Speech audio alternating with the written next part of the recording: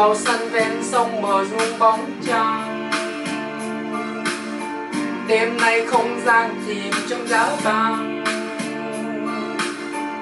còn đò sang ngang. Cây lúc văng bóng người trên chính sườn,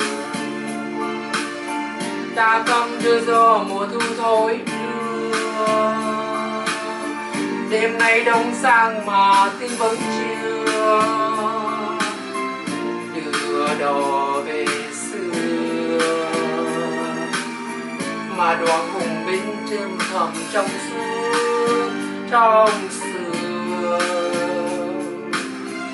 Ôi còi bóng vang như toàn bóng theo người lái đò xưa.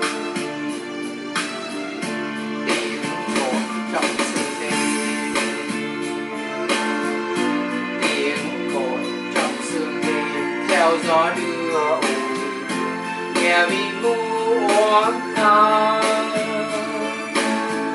Thôi toán quân đi rồi, thôi toán quân đi rồi, đi rồi. Con ơi lòng bé hương cho chồng mấy dặm sông về. Khi ra đi có hứa thu nay về, mà hôm nay lá thu đã rơi tràn rồi. Mùa đông sáng qua lu mồ hôi trong đau buồn.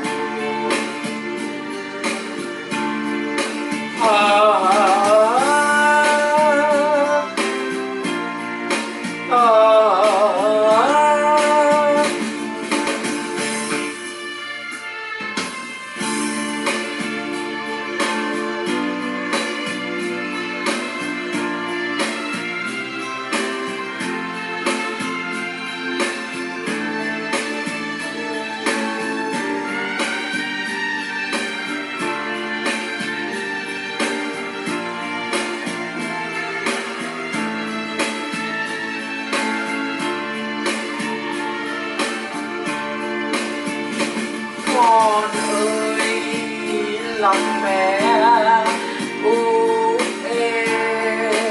thương cho chồng mấy dặm sông về.